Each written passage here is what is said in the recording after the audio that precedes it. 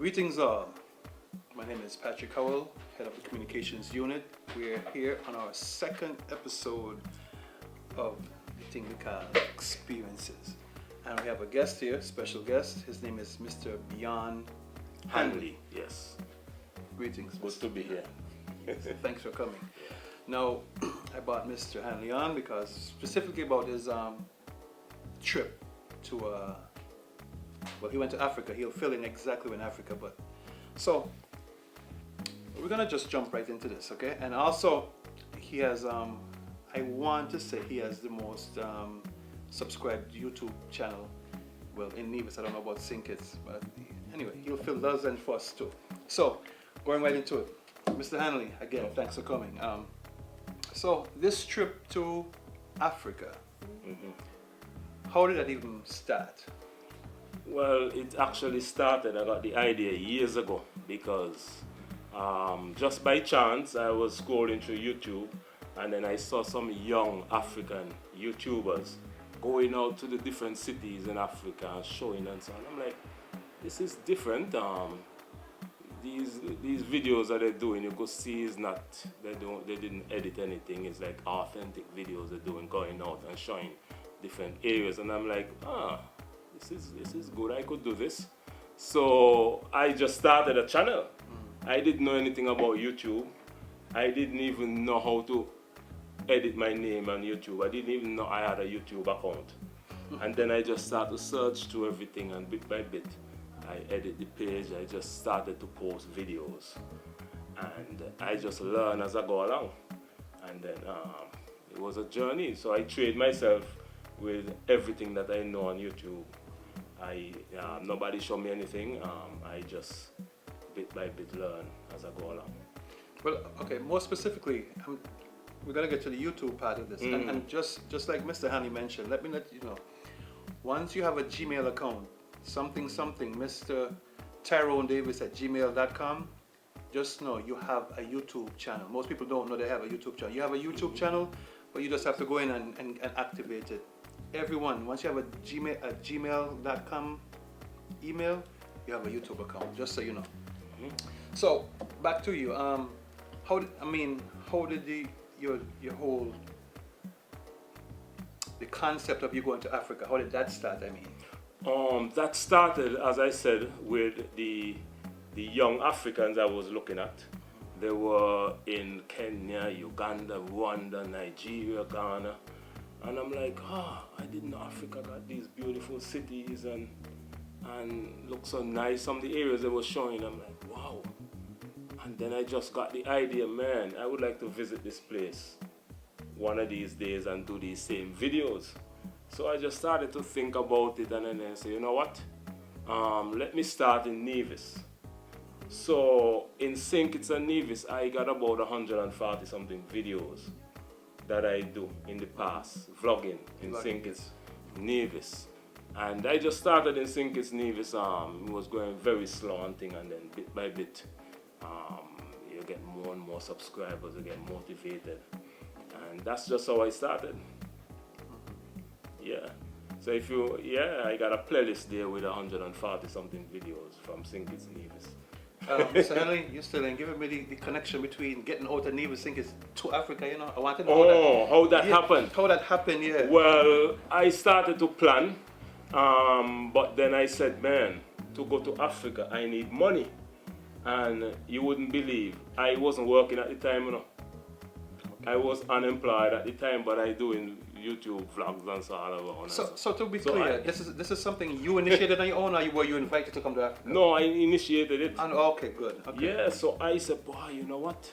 I need a job, you know. Any job I could get, I'm gonna take it. Whether it's construction, I just need money because my goal was to save the money to fund the trip to Africa.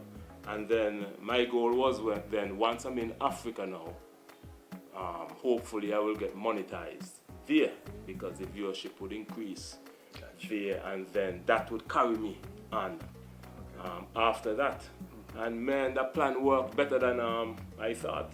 Okay. So, buying your ticket, let's talk about that. How? Yeah. Buying my ticket, I went online what I did, I bought a ticket to the UK, a two-way ticket to London back. That cost me about $1,000. And then I said in my mind, you know what? When I'm in London, I'm gonna get another ticket from London to Africa. So then I booked the ticket, I went to London, and I was in London for about a week or so. And then when I started searching for tickets to Africa, I realized, boy, when you book a ticket from the UK or Europe or the US, it's very cheap. It's much cheaper. So then I got another ticket from London to Africa. And how did you decide where your final destination would be in Africa? Because remember, the continent of Africa I is didn't many decide. different countries. How did you decide which one specifically you want to go to? Well, I didn't decide that I'm gonna go to East Africa, Kenya, first because I got a few Kenyans living in Nevis. Ah, okay. And I spoke to them before and so, and then they gave me tips and things and so. So I was hoping, okay, they're gonna give me a little guidance and so while I'm there. And I got some guidance while I was there. They put me in touch with their friends and so, and I got people to show me around and so. Whereas in West Africa, when I look at it, I say, boy, West Africa, it looked very busy, you know. Like West Africa is like very busy, and I think you need more help to go there. Yeah, okay. East Africa look more calm, something like Nevis. So is Nigeria considered West Africa? Yeah, Yeah, Nigeria, that's a big hub of activity. Nigeria, Ghana, Gotcha. and the areas there is more busy, and not really more busy, but the culture is similar to the Caribbean. And I didn't know anybody from West Africa, but I had little contacts with people from East Africa that live in Nevis. So you had those contacts. So before you even got to East Africa, Yeah. you had contacts there already. They were expecting you to come and everything. No. Well, I told them I told them I planned to go, but then maybe they thought I was joking. And then when I made the trip now, and I was actually in London, then they called me and said, boy, you're serious, you know? You look like you're going and so let me see what I could do. I'm going to make some calls to try to organize a place and so. So I get them to organize like a little guest house there in Nairobi, in the city. A nice little butty guest house, nice gardens all around. And so you get your breakfast there, your lunch there, your dinner there. Somebody there cleaning all the time. You got a little church there as well, a conference center where different people keep activities there. And so I was staying there initially in Kenya. Yeah. But let me jump back a second. You fly to Kenya. How long was that flight? Say from you're in London already. So from London to where? London to Kenya, Okay, but so one direct connected. flight? No, Oh, connecting through Ethiopia. So I went from London to Ethiopia, lay over 2 hours at the airport in Ethiopia, then connect to another flight from Ethiopia to Nairobi, Kenya. For your short stop over for the 2 hours and you're in the airport, can you see any of Ethiopia at all? I didn't see much because it was kind of night, but I see a big difference because as the plane landed in Ethiopia and I look on the airport, I'm like, wow, this here look like 100 and something jumbo plane, all Ethiopian Airlines. Yes. No other plane. And I'm like, I don't have American, and so they said no, they fly all over the world and they're looking to get 60 something more planes. They just all Ethiopian Airlines flying all over the world. And so and then when I entered the airport now, it was like, why, this is a lot of people in here, but the peace. The people are very peaceful, and you see people with a family, big family traveling and so on. Everybody just there, peaceful and calm, and I'm like, I felt the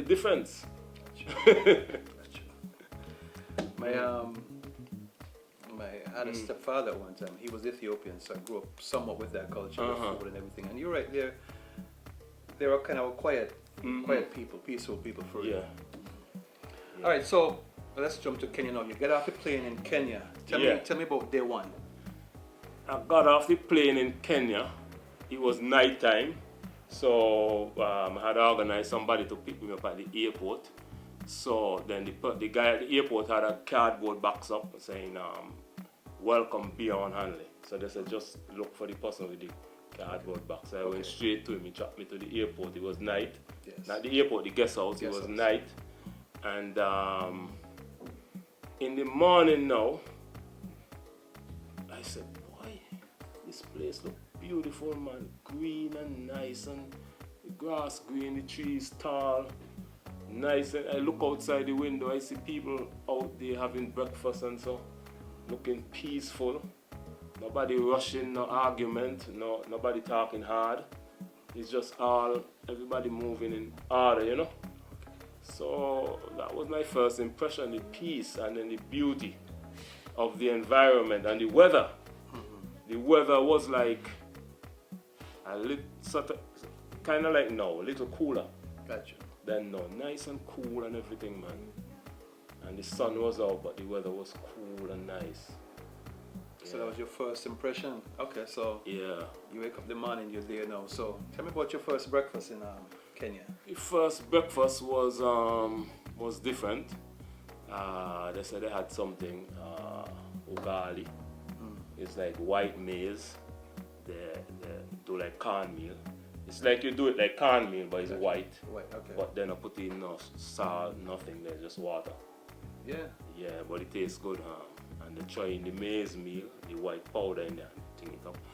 And I had that with I think it was meat or fish or something like that for breakfast. They give you a good breakfast, man. Breakfast is like food, you know. Got you. Is this one of those situations where you eat with your hands? You can. Okay. You can, but if you want a fork or spoon, they give you. Okay. But you could eat with your hands for the experience. I did that many a times, and it was good. Okay. Food is sweeter when you eat it with your hand, you know. Yeah, that's how. Again, that's how my stepfather's family used to. Some of the dishes you would eat with your hands. Yeah. Are you familiar with injera at all? Java? Injera, that's the white flat bread the Ethiopians eat. Yeah. Take off the bread and eat. I had a meal. I had a meal like that in Uganda. Yeah, I had a meal like that. So basically, your overall impression right away, you were impressed. Very much impressed, and the people were very friendly and soft-spoken, very polite, easy to talk to. You could approach anybody; they would stand and listen to you. Gotcha. And it was easy. It was very. Okay, so here's a question: tell me about, was there any language barrier for you? Tell me how your communication was. There was no language barrier in Kenya. They talk perfect English. Okay. They talk I would say even better English than a lot of people. The Queen's in English? Yes. Because English is like they learn it in primary school up. Gotcha. So it's like they use the perfect pronunciation and so and thing, but they speak different, like 4 or 5 different language. So I wonder how can you speak English so good and you still speak. That's not even your best language, your first language. So that was shocking as well to me. So we're still in Kenya. Tell me about some of your favorite places you visited while in Kenya. Favorite places visited in Kenya. I like the city, Nairobi City. I didn't do much tourist stuff. I just go around where locals would go. Gotcha. And so I like I went to a park. I saw lions and all of that there. They said they got a park bigger than St. Kitts Nevis. Okay. I went to that. That's in the middle of the city. In the middle of the city? In the middle of the city. How they built it in the middle of the city. It's like wild. It's like an open space. Okay. In the middle of the city, but it's really big. Okay. You go there, you see lions, you see giraffe, you see different types of monkey and so. So let me ask you, this park, is it fenced? Yeah. In other words, what's that lions from coming out? Kind of. How they have it fenced. They have it fenced and then a lot of bush behind and in front. So you're not even gonna see the fence. Okay. But it's so big Okay. that the lion got space to go all around. Gotcha. Because I think this size is bigger than Sinkis Nevis. So I think it's fenced, but they got natural vegetation going all around, so you don't even gonna see the fence. I went to that, and then I went to an area where they got them encaged, different animal in like a regular zoo. Gotcha. In cage, they have it in one, the wild area and then the cage area all in one. Yeah, so. Let me jump back to the food quick. You mentioned, what was that first meal you mentioned? Ugali. That's Ugali? like a staple. Okay. Like So how what we other, eat rice. what they other eat staple? ugali. What other staples they had? They eat the ugali with meat. They eat a lot of meat. Okay. Chicken, fish, vegetables. They use what they call it skuma wiki, but it's like spinach. Okay. Stuff like that. It's not much of a variety Gotcha. Oh, okay. of Really? food, Mm-hmm. but our food here in the Caribbean and I think West Africa is more spicy and so. Their food is more plain. That's what I realize. Okay. So they have. Let me ask you this. They Just don't like use how much. it seems like pizza is taking over globally. Mhm. Like it came down here, and it's a big hit when it got down here. Mhm. Is there a version of pizza there? Yeah, they eat something they call chapati. Mm-hmm. It's something like Johnny cakes, but designed different. But they fry the flour the same way as Johnny cakes. They eat that. If you want junk food, you get junk food too. They got Okay. pizza place, burger place. Oh, okay. You see McDonald's, you see KFC and all them places there in the city. It's like a major city. Okay. Yeah. Any challenges going throughout the city? Like as you're trying to move from point A to B, and any challenges? No, it was very easy because they got a system set up where they got them guys on bikes, border they call it, but they're taxi men, Okay. but they're using their bike Yes. to transport people. A regular And- bike or is something built onto the bike? Regular bike. And if you want, you go any place, you go outside, you see them all over the place. If you see them coming, you flag them down. And it was very affordable. Like I pay like $1 US to go from maybe Gingerland to Castle via Charlestown. That's the currency you used the whole time you were there. You were US. No, I use via local currency, Okay. but the cost of it end up to like $1 US. Okay. For like a distance from like Gingerland to Charlestown, to Castle via Charlestown. I guess that's what I'm trying to say. When you landed in Kenya, what currency you had in your wallet at the time? I didn't have no currency because what I do, I change off the currency I had, the pounds that I had. Okay, that's what I meant. You had pounds. Yes, I didn't have much of it either. Okay. I had, because I was using card most of the time. Got you. But I changed off that I had into the local currency, Okay. the Kenyan shillings. So you're there. Did you feel safe? For some reason I felt very safe, because your human instincts, when you go to an area and you could see if an area looked peaceful, you could feel it. Gotcha. I saw the peace, I see everybody peaceful, smiling and so. It's only if you go to the city center, they call it the CBD, Central Yes. Business District, Okay. you gotta keep your phone in your pocket. That's what they told me. Yes. Hold on your phone tight because there's like thousands of people. And if somebody snatch your phone, you're not gonna find them. They're gone. So, grab and It's run. too much. You can't even move good. It's too much people. So somebody That's the most snatch people you your ever saw phone. in your that's life. All Yeah, one place. yeah. Okay. busier than New York and London because it's people. It's not traffic, it's people all over. So very busy, man. So here's Very, very a busy. question. What did you find more surprising? Being in Kenya, what surprised you the most out of everything? What surprised me the most is the taxi service they have there, how easy it is to move around, and then how easy it is to buy things as well. Because they have something called M-Pesa. That's like, you know, the Jad Cash that they're doing now. Yes. It's like that, but it works just with your mobile SIM. Okay. And you could load money on it with your card or whatever it is, and then you go anywhere. As long as somebody have a mobile phone, you could buy from them. So anybody selling bananas on the road, selling eggs on the road, if you do a job for me, all I want is your phone number and I could send you the money instantly. Okay. And so I was using that all the time. I don't have a bank account in Kenya. So I was using that mobile banking, M-Pesa, to pay for everything. So they've embraced this whole cashless system. Yeah, man. More so than here, it seems. Way so. Like the taxi men and so, the man they're driving the bike, you're paying them, somebody on the street selling bananas.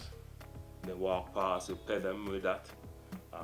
Every place you go to, whether it's a street vendor or proper store, you see them got up their sign with the M-Pesa number, the number that you would pay to. Well organized. How long were you in Kenya? I was there for a month first, and then I went to Uganda for a month and came back to Kenya for like 2 more months. So I was watching something on one of your channels, and there was something about a young lady you assisted. Yes. You were helping her to get her lodging, and I'm not sure if she had a child or not. But yes, she had a little child, baby gift. Yeah. Tell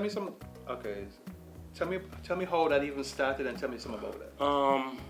Yes, I was in the village in Uganda. Oh, it's a Uganda story. Yes. And then I just said, let me walk down the road to the they said they got the shopping area down there. Let me walk down there and see what's happening. So I walked down there and I saw this young girl there selling maize on the side of the road with the baby was around. So I said, let me go here and see what they were doing. And she was roasting maize on the side of the road. So I said, how much are these and so? And I don't even think she had them set up yet and so.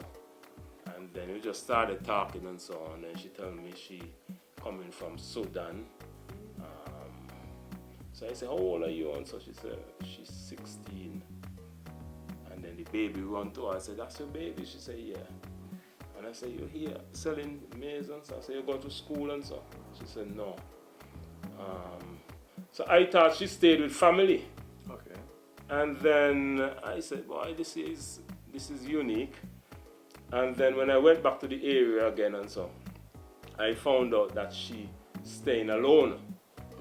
She's staying alone and so in a place there. So I said, wow, you're staying alone in that place and you're selling to pay your rent and however you can. So I never saw nothing like that. A 16-year-old girl with a baby in a different country, because she's not from the Uganda, she's from another country. She left they have war in Sudan. Oh, so okay, she yes. left She's like a refugee. Yes. Gotcha. So I found that fascinating and so on. Then when I saw the place there, I couldn't believe it. And then people started, because I was just doing vlogs, All I wanted was like video content to show people how the area looked like and so. I didn't know it was gonna be this big fundraising thing. And then when people from St. Kitts and Nevis saw the video, they started saying, oh, why don't you start a fund for her? Why don't you people started commenting, why don't you and some people said GoFundMe, start a GoFundMe for her and so. And I said, GoFundMe, I never used this yet and so. So then I started to look into it and so on. That's where I got the idea from.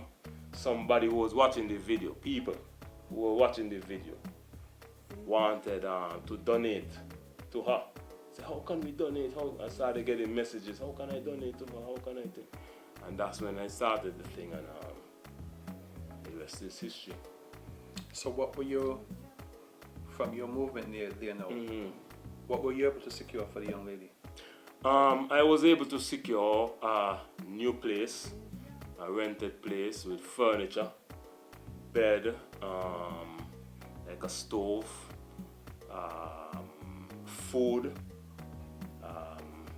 and money to care through to the couple months so that she could sustain herself. So when she sell and plat here and so, she could save her money, and then after that money run out, because I told her, look, the money, the donations are not gonna come in forever. So this is just a start, and then you have a few dollars, you have money there to carry you through for the next 2-3 months. And then during that time, when you continue selling and going in the village and plaiting here and doing braids, because she do that too, you could save your money, and then after you get that 3 months boost, you could continue after that. So that's what I did. I told her, don't depend on the donations forever. It's not gonna come in forever, because once people donate for a while, I know they're not gonna donate forever. Yes. Yeah. So she didn't want to come back to sink its levers with you? Funny thing is, you see like how that's a strange thing. You see like how people afraid to go to Africa. She afraid to come down here, and she said, no, are they gonna hurt me? She very scared to come. She wondering if they're gonna hurt her, and because she have no concept of the Caribbean, just like how a lot of us don't know about Africa, and people are afraid to go to Africa. She afraid to come to the Caribbean. You see how life is. Yes, and that's why these conversations are so important. Yeah. So important, because I would have never guessed that till you said it. Yeah. So important. So she have no intentions of coming there because of fear. She's afraid. Yeah. Did you, while in Kenya or Uganda, I guess I'll just use both Kenya and Uganda together. Did you have any cultural experiences? What are cultural experiences you have? The cultural experiences were, I could see a big difference with tradition. They're more traditional than us. Like, for example, the family structure, and so they're big on family. And then they're big on, like, the older you are, the more respect they show to you. And then, like, the women there, they see men as like the head. Yeah, they see men as like the leader. It doesn't matter if they have a good job or they're doing well, they always see men as like the leader. So that's one of the big differences. We're more, in the Caribbean, we're more like America and Europe. But in Africa, it's more, I find them more traditional. Like how maybe things were years ago in St. Kitts Nevis. Okay, staying on the cultural thing, you know, like how we have masquerades, Moko Jumbi, stuff like that. Did you experience any of that kind of stuff there? No. I didn't get a chance to go to, I didn't see any festivals or anything happening there. Sometimes you pass through the village and so, the drumming, I experienced that. A couple times I'm in the village and I see people in the yard drumming and singing and so. The same type of drums we play down here during our cultural drama, so the same type of drumming and so there. But I didn't go to any festivals to see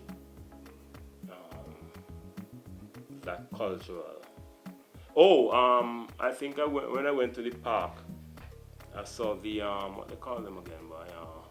There's this tribe,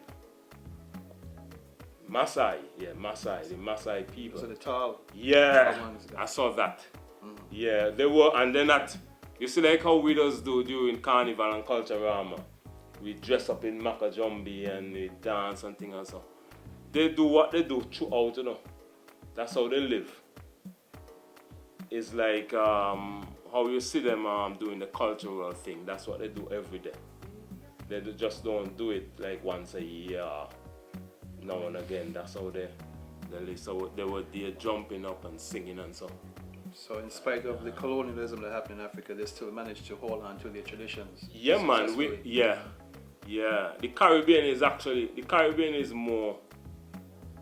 more colonized because they kept on to their language, their traditions and so. But we down here, we take on the full European American culture. We talk English only.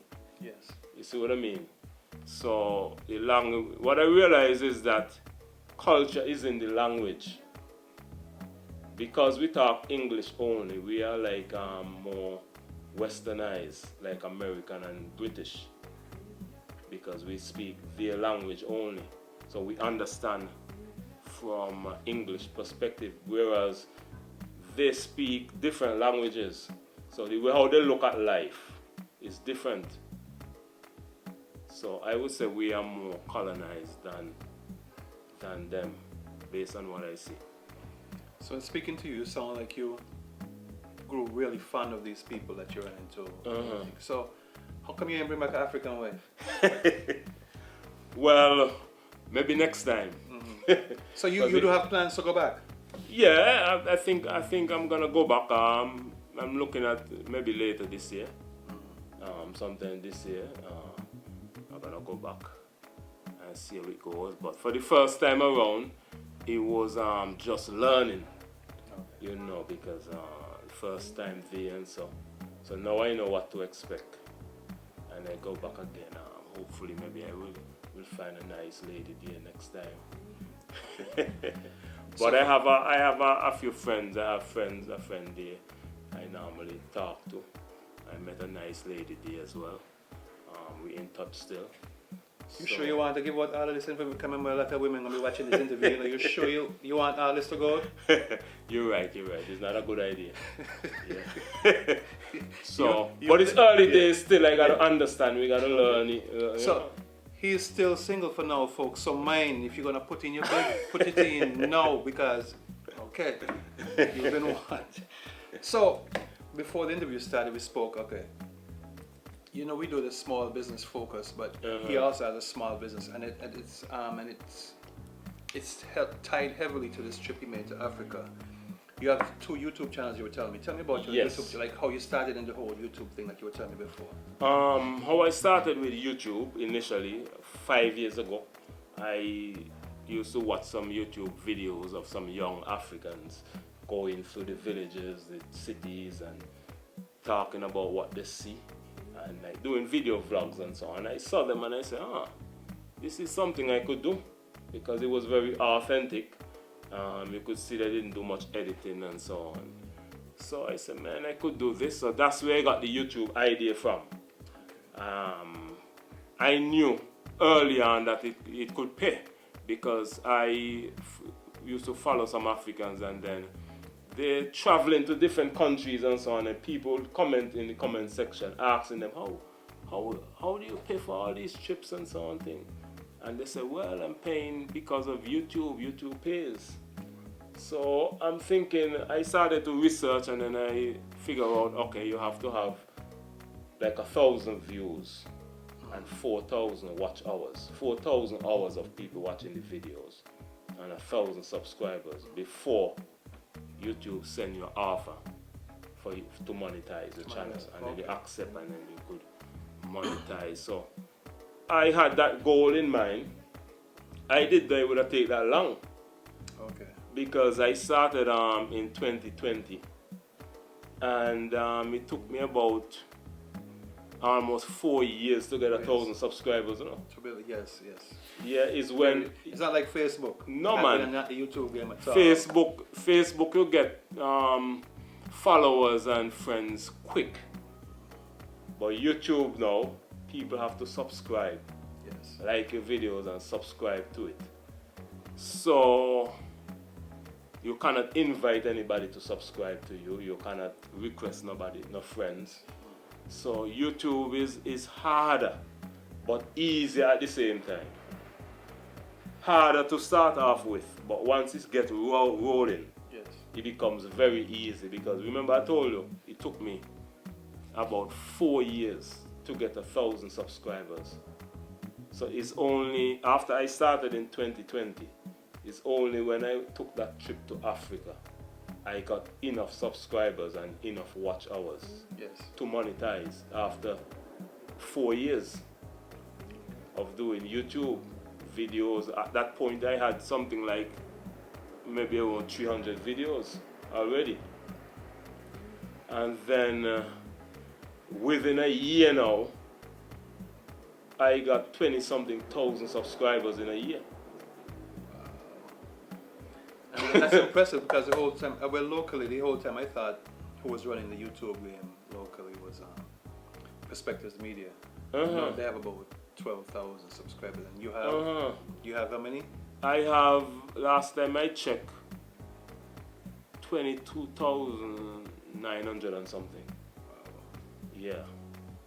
But as I said, when I left Nevis in March 2024, I had like 1,300 subscribers, 1,100 subscribers. So in the space of from March 2024 to now, I pick up like 20-something thousand subscribers during that time. That's a strong argument to say that population matters. Population matters because guess what?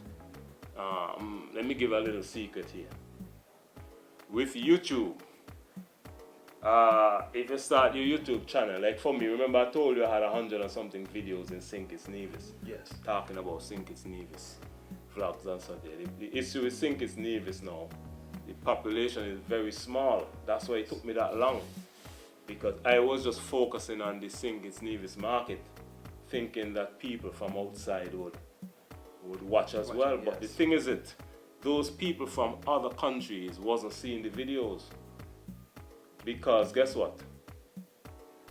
Hardly anybody know about St. Kitts Nevis. Wow.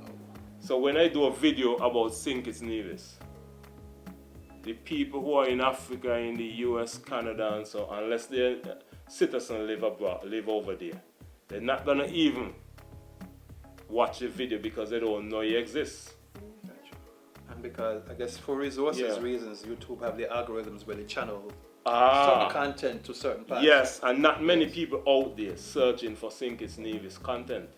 Gotcha. So when you do St. Kitts Nevis videos, is the algorithm, as I said, not gonna push it to many people. You're just gonna push it to people in St. Kitts Nevis.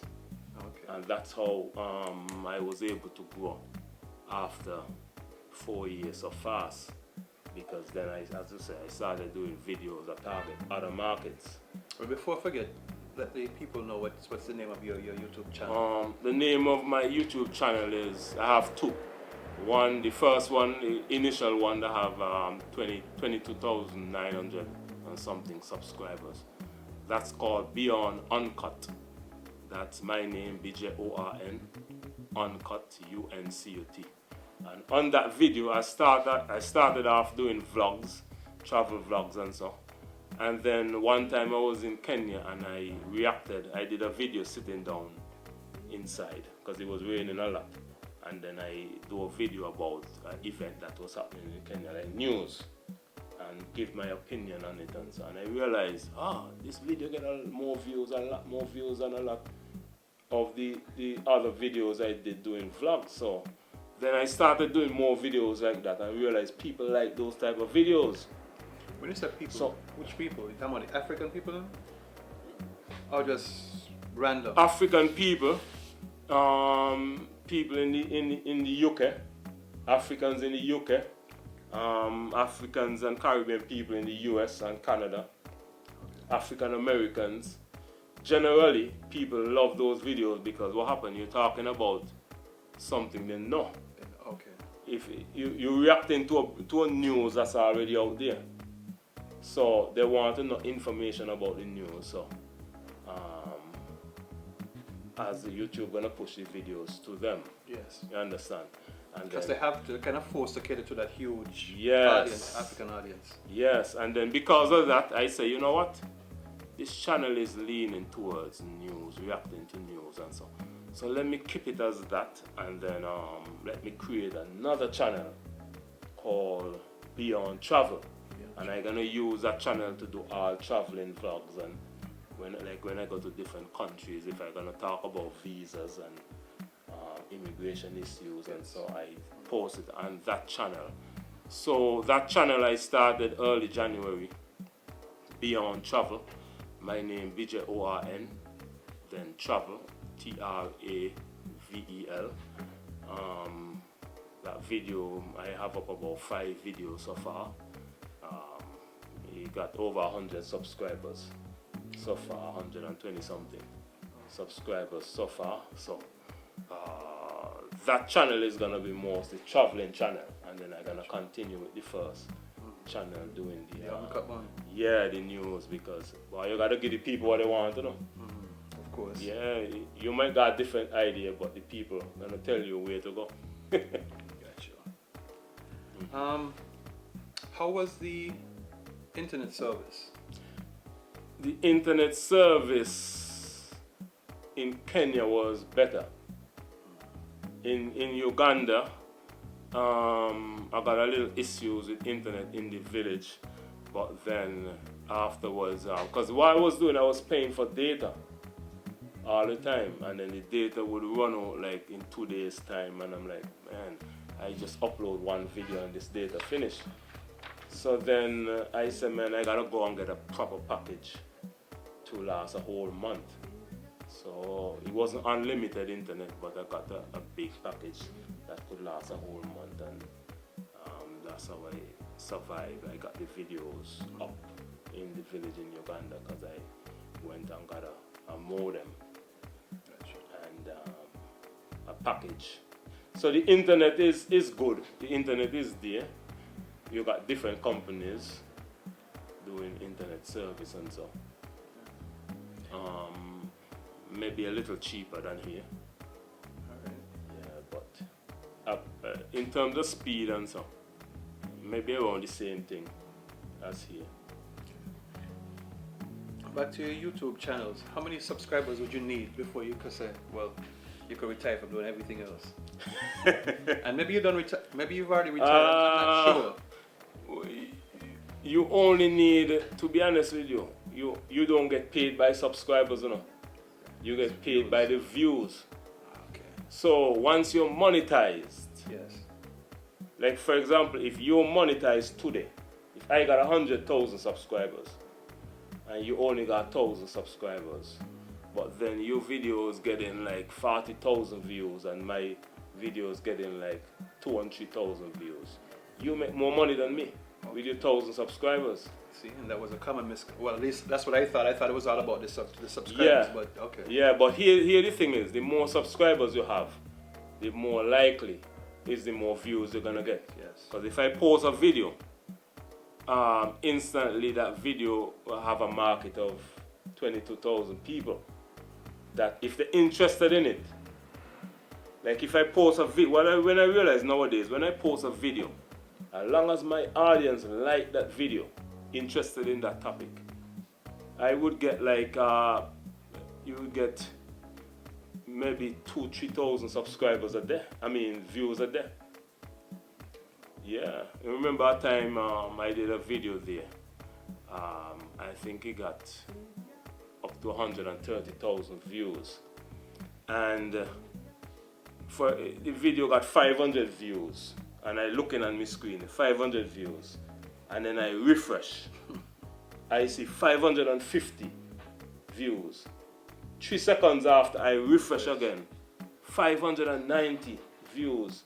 2 seconds after I refresh again, 650. So in the space of 2 seconds, I was picking up like 50, 60 views in the space of 2 seconds. So that video, you could see it went viral. That's what happened when your videos go viral and your audience resonate with the video. You get a lot of views, but if they don't resonate with it, you would get you wouldn't get much views, but you wouldn't do too bad either because you got the base already.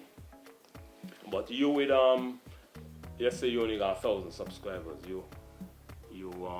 your base is small, so your videos gonna gotta appeal to people who haven't subscribed already. What advice would you give to someone that wants to not necessarily jump into your lane, but just would like to make money from YouTube? What advice? Find a topic, a niche they call it, that you're interested in, and stick to that niche and edit your YouTube channel, because as you said, as long as you have a Gmail account, you have a YouTube channel. So if you're on YouTube commenting and so, that's your YouTube channel. You edit it, and you just start posting videos on it. You post videos 8 minutes or longer. Don't post less than 8 minutes. Oh, okay. 8 minutes and longer, because when you become monetized now, 8 minutes and longer videos, they get a chance to run ads fully on those videos. If it's too short, they're not gonna run many ads on it. So you just start. Don't worry about you don't have no fancy camera and so. Most people in St. Kitts Nevis have a better phone than me. And most of the time is my phone I use to do videos. I think people tend to underestimate the power of phones these days when it comes to doing videos and pictures. Yeah, that's what them phones make fun. You got an iPhone, you got a Samsung S20 whatever Ultra. You got a business in your hand. You have your business in your hand. Your phone could do 4K videos. Exactly. Some people, their phone could do 8K videos. Man, you have the perfect tools to start a YouTube channel. Okay, you hear that? Yeah.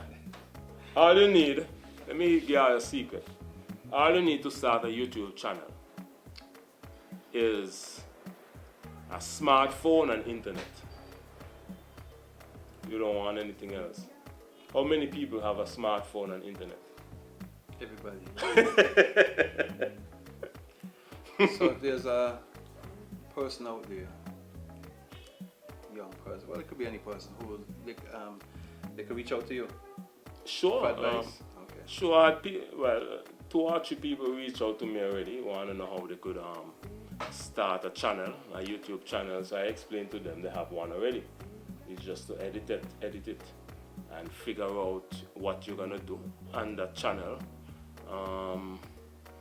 Don't try to do too many things. Focus on one thing. Like for example, if you have a YouTube channel and you're talking about construction, then you stick to that. Yes. So you don't don't know where to go for that particular time. Yeah, and then you don't confuse YouTube, because if you're doing construction one day, the next day you're talking about fishing, the next day you're doing sports, you're gonna confuse YouTube. They're not gonna know the audience to push your YouTube channel to. So that's what happened to me in the early days. I didn't really have a niche. I was just doing random videos. Yeah, so it's a lot of tricks to it.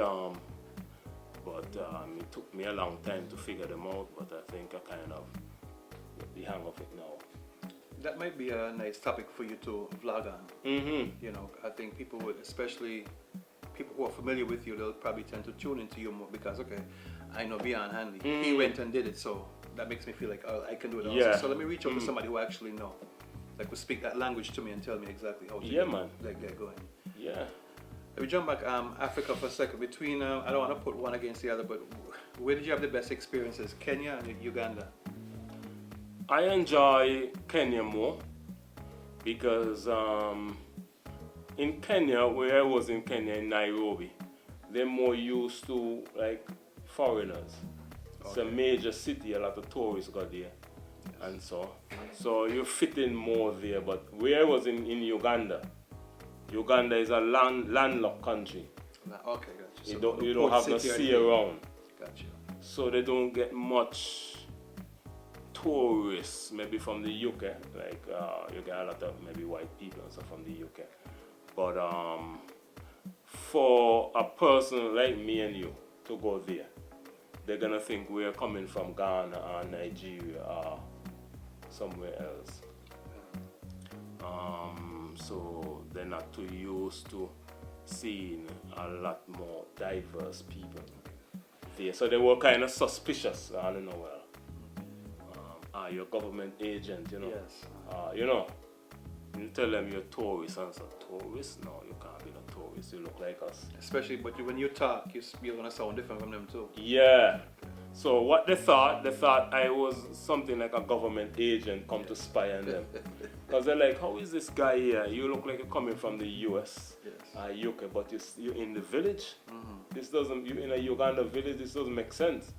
So they thought maybe the government hired me to go and spy on them. And so it's only after a while they started, when they start seeing me a lot, they started becoming more relaxed and so. But whereas in Kenya, the same day, the people are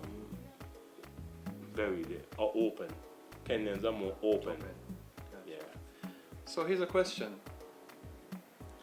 People from St. Kitts Nevis, our people here, if we wanted to go and visit both Kenya and Uganda, what places should we, like, what landmarks or what famous things should we go looking for? If you go to Kenya, you should try to go to the, what happened, they have the only park in the world that's in a city. In a city, okay. Yeah, you should try to go there. They have a center where you have giraffes. People go and feed the giraffe, and so I didn't get a chance to go. And it was right close to me, you know, like about 20 minutes walk from where I was, but I didn't get a chance to go to that area there. Or you could just blend into the local population. That's what I did. I just blend into the local population. I was even going to the gym there in Kenya. So once you make good contacts on the ground, they in turn could say, wait, Bjorn, why don't you check out this or check out that? I prefer to, when I visit places and so, I prefer to blend into the local population than to go to all these tourist areas, because when you go to a lot of tourist sites and so, it's not like here, you know, every site you go to you have to pay money. There? Yeah, man. Okay. You pay an entrance fee to get in and so. So it adds up. Okay. Yeah, I went to the museum in the city, and so I have all them videos there and so. Yeah, but I spend most of my time with the local, blending into the local people. Like I lived there then, I was just to get the authentic Kenya and Ugandan experience. Yeah, because to be honest with you, I'm not too interested in too much of the tourist areas. I want to see how people live. Okay. You know. So what's your what trip beyond the Explorer? Yeah. what's your next trip? What's next on the agenda for you? My next trip, I would like to go back to Africa. Maybe a different region. I'm thinking about the southern part. Yes. You know, the southern area of Africa. You have South Africa, Botswana, Zambia, Zimbabwe, Namibia. Those areas down there. Yes. That's the southern part. I'm looking at that. Next, and then maybe after that, maybe the western area. But with West Africa, I would like to go there. Hopefully, I would get more friends and so. And then, rather than to be traveling alone, it's better to be traveling with somebody who knows the area. And this is the trip you said when you go on, you're gonna be bringing back that wife? Hopefully. Okay. So, looking at the camera. Yeah. You know, most of us down here, when they say go on vacation, they either go to the UK or the US or they jump on a cruise. Convince us why we should consider having Africa as a destination trip. You should have Africa as a destination trip because number one, you blend into the local population. Number two, it's a lot cheaper. Your money go further. if you have Eastern Caribbean dollars, that's heavy there. On the ground, you get a lot of things. Food is cheap. Places you stay at cheaper. And the quality of your vacation would be better because the food you eat, you get a lot of food. When you buy food, they give you a lot of meat, a lot of fish, some big long fish and so. I get some big fish. I ask them, well, I never seen fish so big. Where you guys get them? They say it's a river. River fish. River fish. I see people on the side of the road cutting fish with cutlass. They're so big. Some thick fish like this. Cutting, and then you could go there. You get the malls are there. The malls there in Kenya is even busier than those in the UK and the US. Because a lot of people there still got malls. You see how the US was in the 1990s. Yes. It's like that's how it is there now. A lot of people go to the malls. You see the different brands. You see brands from Europe, brands from America, African brands at the mall there. The cost is very affordable. So you could even go there and you do shopping and so. The ticket gonna cost money. It's gonna be a little more, but you're gonna end up being a cheaper vacation because of the cost of living on the ground there. And it's a different experience too. You go for vacation in the US, the UK, you know what you're gonna get, ain't you? Yes. You go there is something different, a new destination. People are friendly. And the difference is just sometimes you go to the US and the UK. You go on vacation and everybody busy. Nobody have no time with you and so. Yes. It's different there. People, they're more excited to have visitors and so. People will just show you around. That's why I went there not knowing anybody. And then people I meet just show me around. I met in Kenya. I was staying at a place there.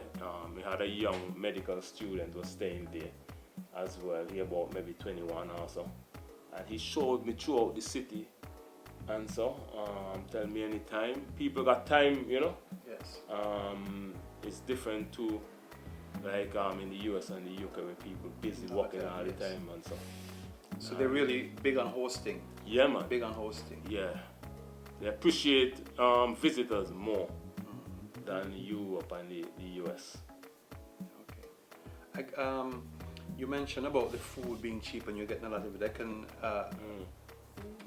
I understand what you're talking about. When I went to Dubai, now in the regular Dubai, of course, it's expensive. But if you go to what they call like the old city, where of course, where you mentioned you will get the more local experience. Yes. You get a big platter of all that you mentioned for like really, really cheap. Mm-hmm. Really, yeah, really man, cheap. that's what I really like, man. I went to a place there in the city, and I ordered some goat meat and ugali. And the amount of goat meat they give me there, I said, what? That's the most goat meat I ever eat in one plate. A lot of meat. And the meal was very cheap, maybe $5, $5 US. He worked out too, about that type of money. Well, Mr. Hanley, we're getting close to that time. Is Yeah. there anything you would like to share that you haven't shared? Like maybe then ask you about your travels or your YouTube channel. This is the time to. I think you talked about most of it, but I didn't just start off having a YouTube channel and so. It's a lot of history behind that, you know. Like when I came back to Nevis, I was in the UK for 3 years studying. I graduated from the UK in 2013, and then I moved back home to Nevis and so. And so it's all that experience coming together as one now. Yes. You know, so it took me years and years of experience in understanding the internet, understanding how to present, all of that. And so the YouTube now was just the idea there was to pull everything together. The idea like pull all the different experiences I had in the past. And if I knew, I went abroad in around 2010 to study in the UK, to study business and management. I got a bachelor's degree in business and management. But if I knew about YouTube, I would not have probably did no degree. I would have just do a course in media. And imagine how much subscribers and you would have. Yeah, man, I would have just started a YouTube channel and I would have did a course in media. And then that's it. And just focus on that. Yes. But during that time, I didn't even know I like media. Because that's why you need exposure. Because a lot of people don't know what they like because they haven't done enough things. It's only later on I realized, boy, I really like this media thing, from the Premier's press conference to Facebook to YouTube. When I look back on my life now, I say, boy, I really like this media thing from a long time, because when I went to CFBC years ago, I went CFBC from 2000 to 2002. I wanted to do computer science, but then they was telling me that course is full, I only could do air conditioning and refrigeration.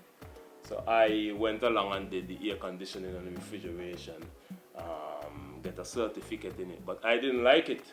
I only did it because it sounded good, and I couldn't do the computer science. So looking back on all of that now, computer and media is something I really wanted to do from before, from a long time, but I just didn't know anybody doing it. I didn't have the experience, but that's why it's important to try many things. If you're doing something that you don't like, or you don't know what you want to do in life, that's because you haven't tried enough things, or you just don't have the information, So, well, yeah. I'll say, Bjorn, one of the things I'm taking away from this is, how we said on here, you got heart, you got a big heart, because the average person is not going to get up one day and say, let me go to Africa, go into parts unknown, and you went ahead and you did it, and you chased your dream, and I know, like you said, it took years, but you're realizing it now. So I really commend you, and you stick to it. Why would I say that word is? You stuck to it. Yeah, man. I can really commend you on that. Appreciate it, man. It was just something inside me telling me to go. I didn't know what it was, but now I know, Yes. If I hadn't gone there, I would not have got the information and the experience to boost the YouTube channel to be doing this now. Sometimes in life you just gotta, if you get an idea, don't overthink it, just do it. Just do it. As long as you got an idea and it's good, don't ask too much people what you think of it and so on. They're gonna talk you out of it because it's your idea, it's not their idea. So just follow your idea and take some risk. You gotta take risk, because if I didn't take no risk, I might have been at Rams working still. Well, Mr. Hanley, thanks again. And I Appreciate hope your story inspires someone else out there that might try to do what Definitely, you're man. doing, Again, thanks for coming on the show. Good to be here. And look, you guys watching us, he gave you his contact information. We'll splash it on the screen. Subscribe. Watch. Right? Definitely. Share it with all your friends and family, and comment your thoughts and opinion as well. All right. So this ends another episode of Experiences. Thank you.